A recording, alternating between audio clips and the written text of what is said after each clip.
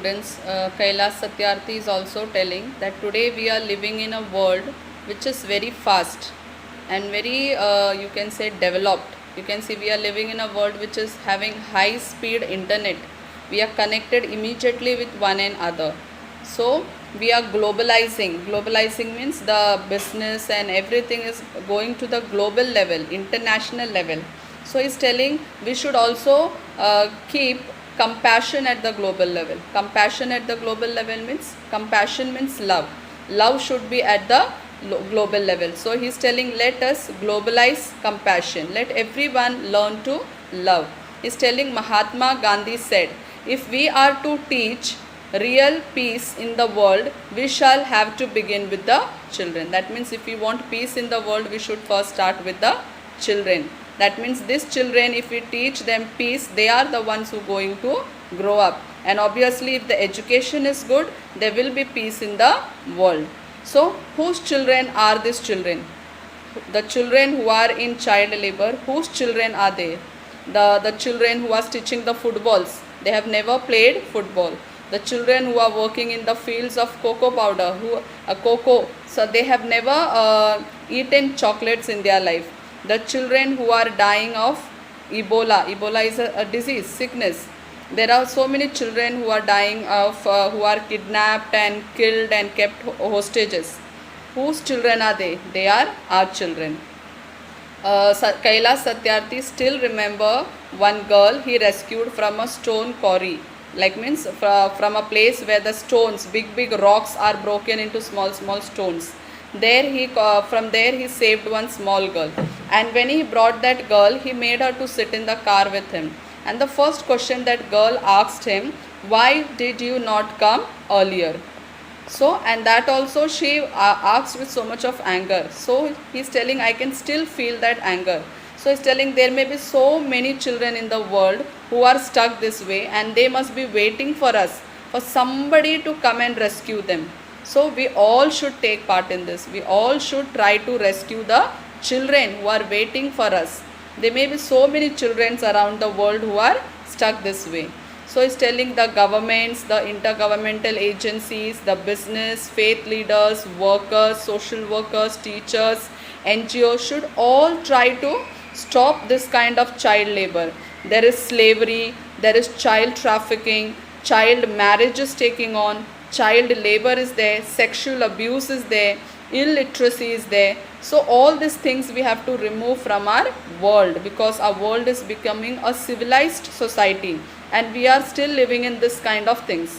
So we have to remove our children out of all this. The government should try to make child friendly policies, the policies which will bring up the good education or which will be beneficial for the children. We must be bold, we must be ambitious, we must have the will, we must have the keep our promises, he's telling. He's telling one of his childhood incident. He's telling when he was very small, when he went to school, one day he saw a boy of his same age was sitting outside his school and was doing the work of a cobbler. Cobbler means he was stitching the shoes.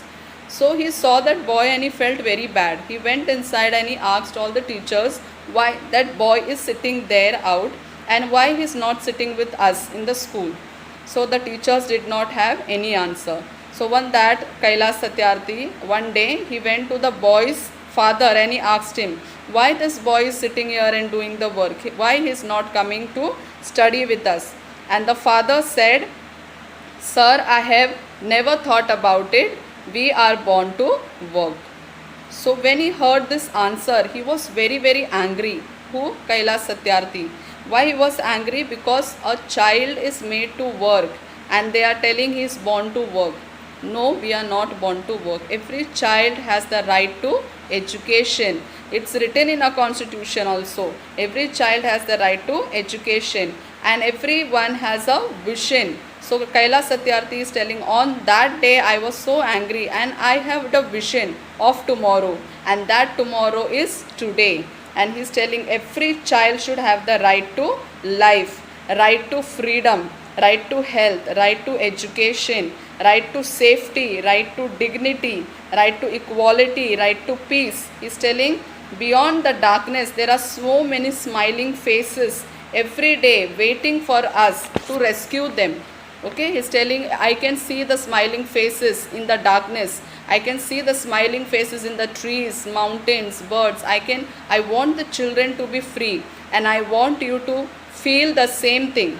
He's telling the people who are sitting in the auditorium, he's telling, I want you all to feel the same thing for the children. He's telling, may I request all of you, he's telling all the people to keep their hands on the heart and feel that feeling. Close your eyes and feel the child inside you, and you can listen that the child inside you is telling, yes, every child should be free.